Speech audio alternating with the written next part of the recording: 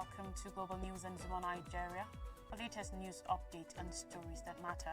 So let's get started. Here are today's top stories. Trump plans to intensify trade war with fresh tariffs. Trump says U.S. aims to buy and own Gaza. Musk pushes ahead with new goals backed by Trump. China's new marriages hits a record low as divorces rise, and Ecuador heads to runoff as leftist rivals gains ground. And stay with me for these and more stories. In the United States, Donald Trump, United States President, has declared plans to enforce 25% tariffs on all steel and aluminum imports and reciprocal tariffs on countries leveling duties on U.S. goods.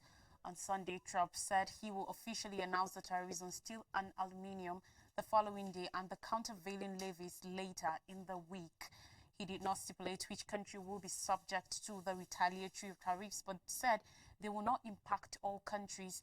According to U.S. government and American Iron and Steel Institute data, Canada is the top supplier of steel to the U.S., followed by Brazil, Mexico, South Korea, and Vietnam. Canada is also the top exporter of aluminium to the U.S., with other key suppliers including China, Mexico, and the United Arab Emirates, UAE. Canadian steel and aluminium support major industries in the U.S. for defense, shipbuilding, and auto. Canadian Minister of Innovation Francois Philippe Champagne said in a statement, "This is making North America more competitive and secure. We will continue to stand up for Canada, our workers, and our industries." Trump's newest tariff threats come after he last month announced plans to impose 25% tariffs on all Canadian and Mexican goods, as well as a 10% tariff on Chinese imports.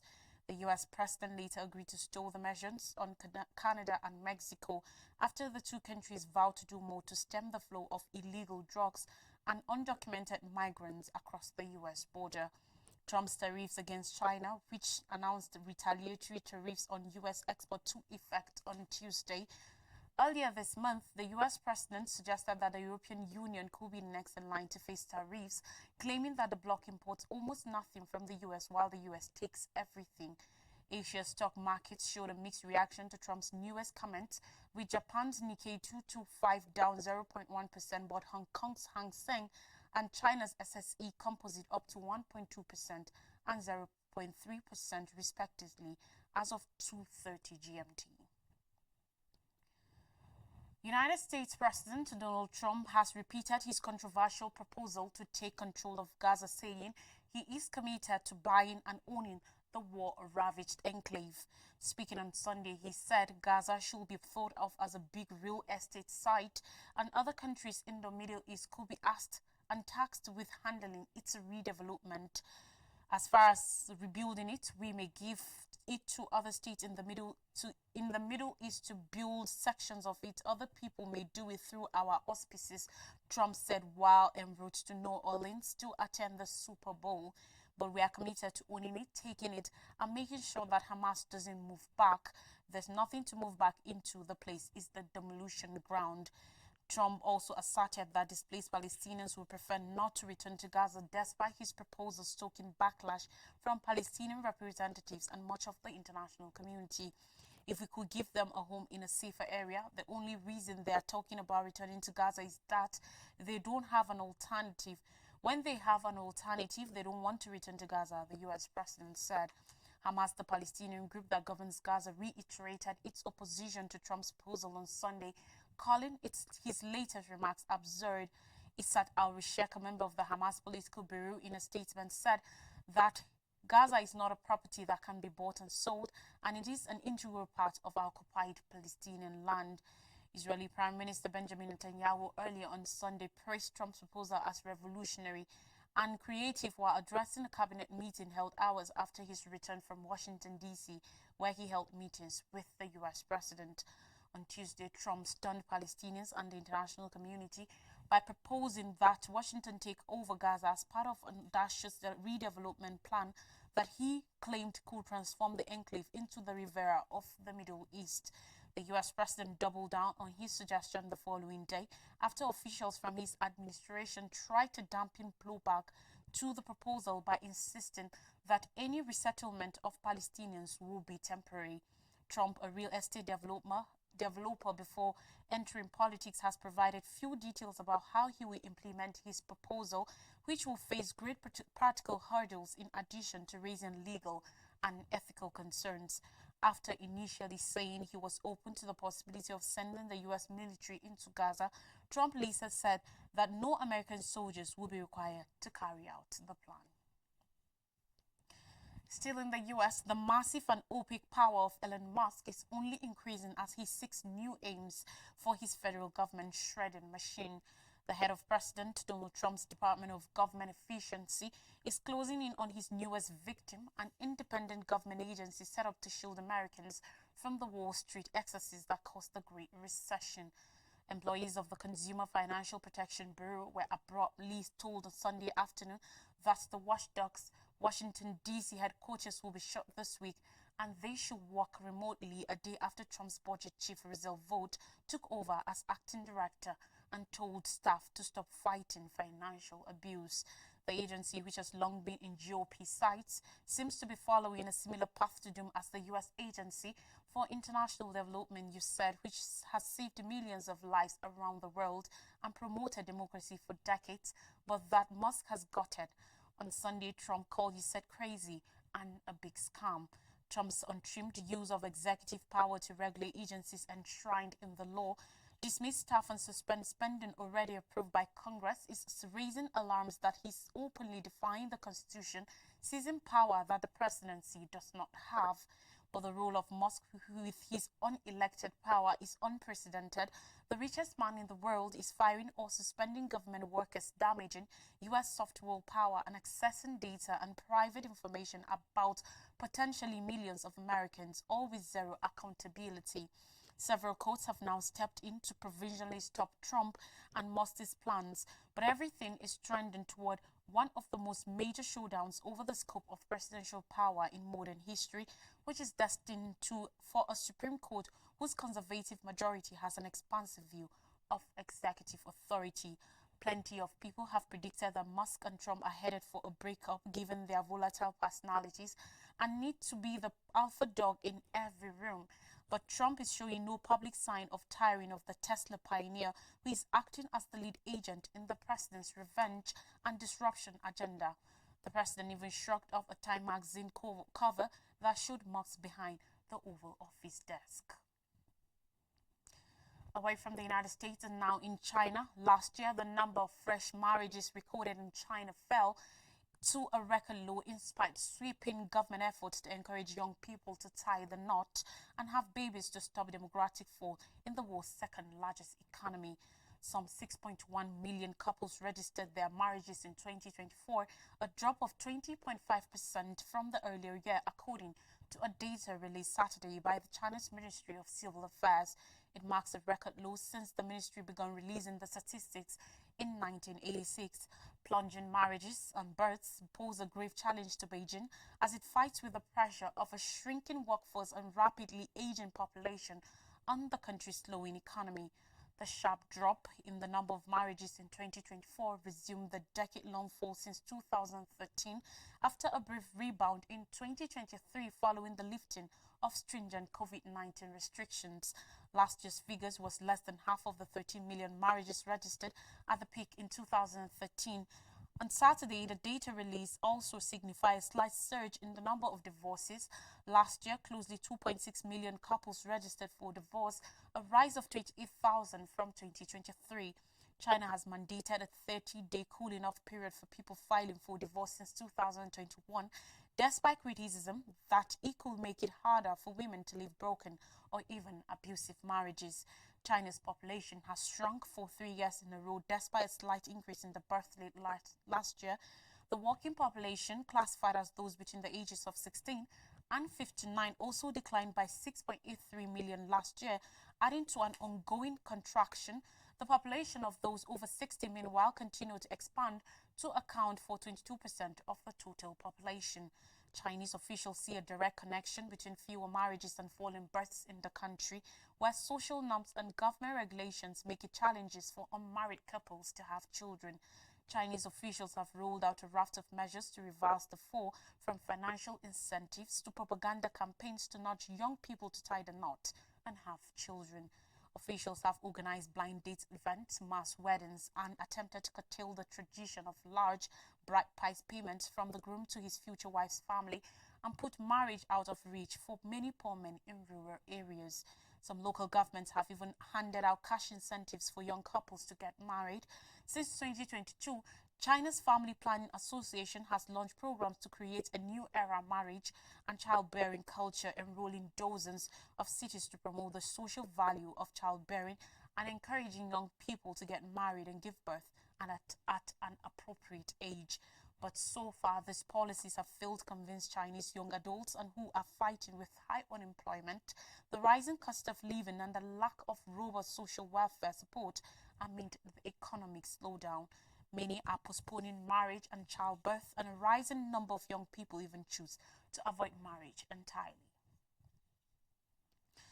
On elections, according to preliminary results on Sunday, Daniel Noboa, Ecuador's center-right president, is likely to fall short of securing an outright majority in the country's general poll, setting the stage for a runoff vote against his nearest leftist rival. The second round vote, provisionally planned for April, will decide if the Latin America will stick with Noboa's tough crackdown on crime and seek an alternative voice in Luisa Gonzalez amid an unprecedented security crunch triggered by the international drug trade and steep homicide rate. Following Sunday's tightly contested election, Noboa lead the 16 candidates with 44.6% of the vote after over three-quarters of ballots were counted, according to election officials. Gonzalez trailed 44.0.2% in the preliminary count. Ecuador's National Electoral Council said if the trend continues, Ecuadorians will return to the polls on April 13. According to Ecuador's constitution, a candidate requires over 50% of the vote to win the first round outright, or 40% with a margin of at least 10 percentage points over the next closest candidates. Noboa, the 37-year-old son of a banana tycoon, won a 2023 snap election on the back of a pledge to rein in the widespread crime that has transformed the once tranquil country into one plagued by violence and turf wars between drug cartels. The vote was called after his predecessor, Guillermo Lasso, resigned to avoid impeachment following a series of crises. However, Noboa's 14 months in office have been no less turbulent. Ecuador's youngest ever president has declared numerous states of emergencies, deployed military units to fight gang activity, and started construction on a new maximum security prison after an infamous criminal leader escaped from custody last year. Gonzalez, who was the runner-up in the 2023 race, is a close confidant of ex-leftist President Rafael Correa, a dominant figure in Ecuador's politics, running on a campaign to revive Ecuador. Gonzalez has vowed to fight the drug trade just as vigorous as Noboa. She hailed Sunday's preliminary results as a great victory and said she was confident of winning any runoff. On more stories now, Paris AI Summit begins spotlight on geopolitics. The geopolitics of artificial intelligence AI will be in focus at a major summit in Paris, where world leaders, executives, and experts will try to hammer out agreement on guiding the development of the quickly advancing technology on February 10th and 11th. It's the newest in a series of universal deliberations for AI governance that comes at a fresh inflection point as a new Chinese artificial intelligence model shakes up the industry. Emmanuel Macron, French President, and Indian Prime Minister Narendra Modi are co-hosting the gathering, which targets to address the question of how to harness artificial intelligence's potential so that it benefits everyone while containing the technology's myriad risks. U.S. Vice President J.D. Vance will be attending, as well as will China's Vice Premier Ding Xinzhuang and European Commission President Ursula von der Leyen. Silicon Valley bigwigs like OpenAI CEO Sam Altman, Microsoft President Brad Smith, and Google CEO Sundar Pichai will also be there. AI risks are still on the agenda, which an expert group reporting back on general-purpose AI's possible extreme dangers. But this time, organizers are expanding the discussion to more countries and broadening the debate to a range of other AI-related topics. Like earlier editions, the summit won't produce any binding regulation, Macron's teams want to shift the focus away from the race to develop better than human artificial general intelligence by amassing computing power and instead open up access to data that can aid solve problems like cancer or long COVID. It's unclear whether Trump's officials will sign off anything at the summit. Trump has spoken of his desire to make the U.S. the world capital of artificial intelligence by tapping its U.S. oil and gas reserves for the energy-hungry technology. The release last month of Chinese AI startup DeepSeek's chatbot stunned because of its ability to rival Western players like ChatGPT. Yet the rise of DeepSeek, which builds its open-source AI model at a fraction of the cost and chips, also puts China's interest in line with France's. Macron is hoping to offset dominance of US AI players and make room for others, including French startup Mistral, which uses an open-source AI model. There's still a lot more to cover, but first we'll take a short break. When we return, we'll dive straight into Zuma Nigeria. Stay with us. We'll be right.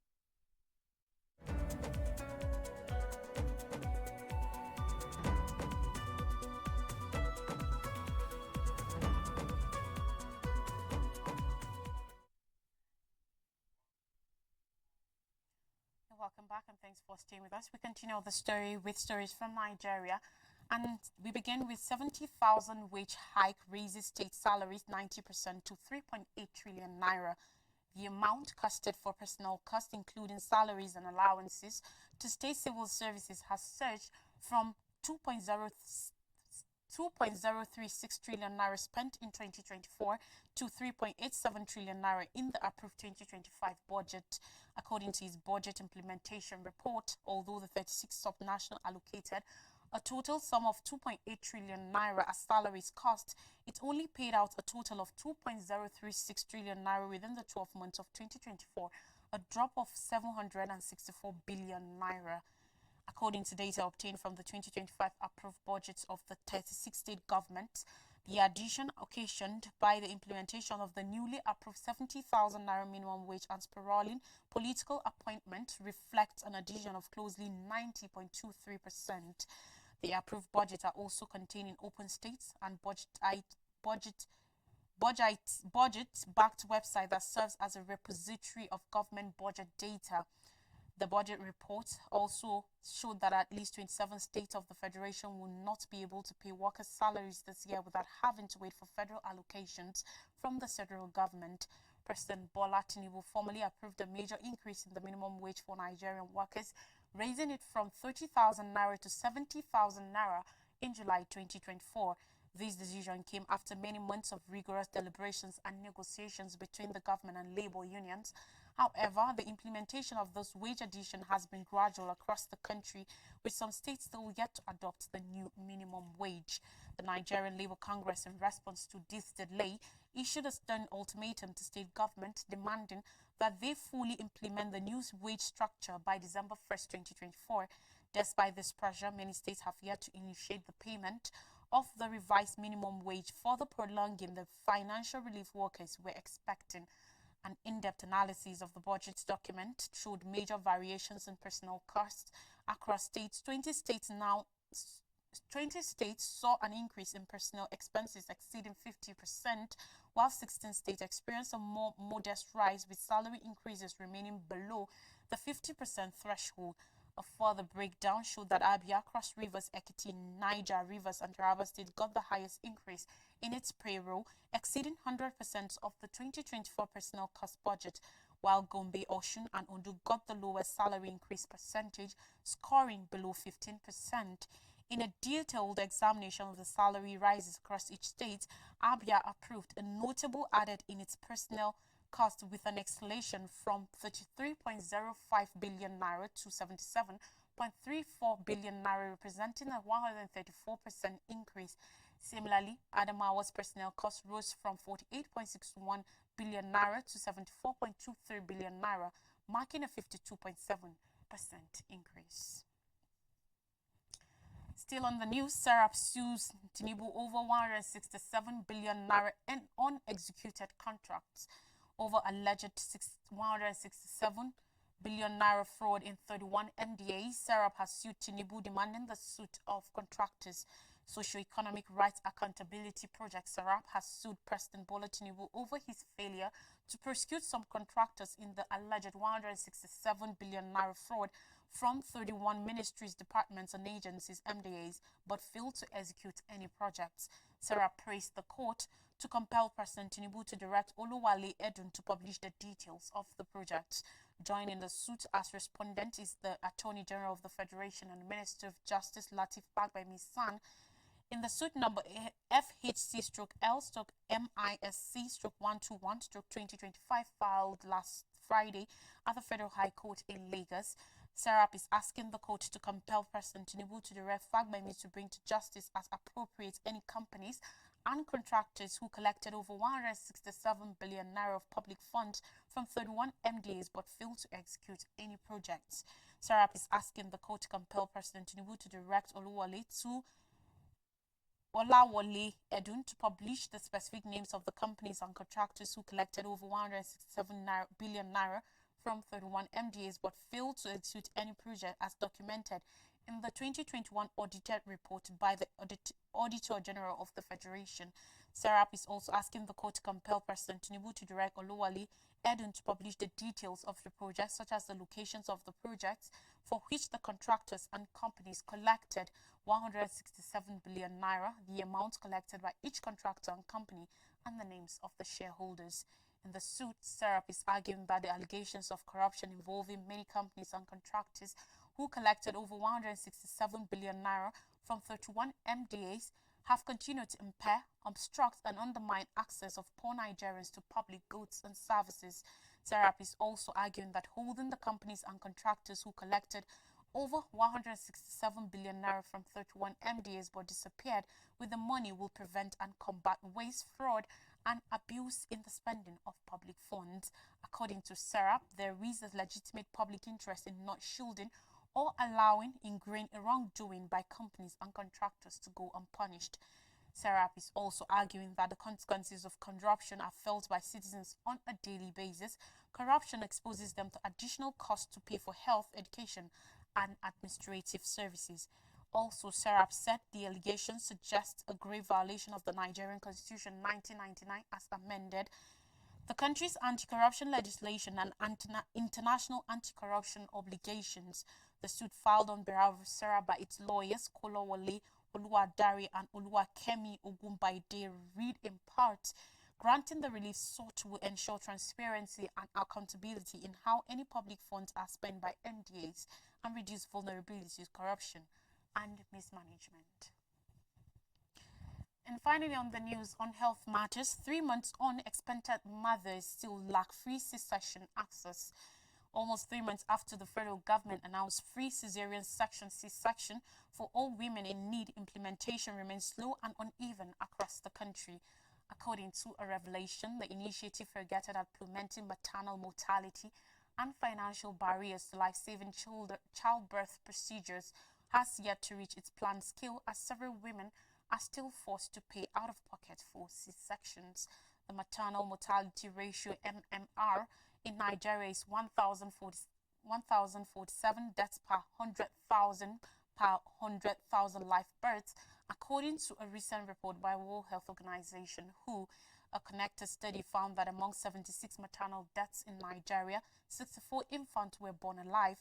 However, only 31.3% survive beyond 5 years, while 68.6% do not. While the policy has been received as a game changer for maternal health care, bureaucratic stalls, insufficient health insurance coverage, and other challenges are hindering its full rollout. Professor Ali Pati, the Coordinating Minister of Health and Social Welfare, had on November 7, 2024, announced the government will cover the cost of C-sections nationwide and make the procedure free for women who need it. The announcement signaled the administration's commitment to lessening Nigeria's alarming maternal mortality rate, with the impression that the required arrangements were already made for smooth implementation. The National Health Insurance Authority (NHIA), in collaboration with the National Primary Healthcare Development Agency and state healthcare insurance agencies, were saddled with overseeing the reimbursement process. The plan sought to ensure that public and private healthcare providers could sustainably offer C-sections without straining patients financially. However, almost 3 months after the announcement, the reality paints a different picture. As of now, the initiative is still a work in progress. Sources in various hospitals across the country reveal that no such program was ongoing, as only the women already enrolled in health insurance were benefiting from the coverage. To refresh your memories, Trump plans to intensify trade war with fresh tariffs. Trump says US aims to buy and own Gaza. Musk pushes ahead with new goals backed by Trump. China's new marriages hit record low as divorces rise, and Ecuador heads to runoff as leftist rival gains ground. That brings us to the end of the news. Thank you for tuning. Stay connected with us on our socials on YouTube and Facebook at Eco Television International. I am Lois Duraki, and we'll see you next time. Take care and stay tuned.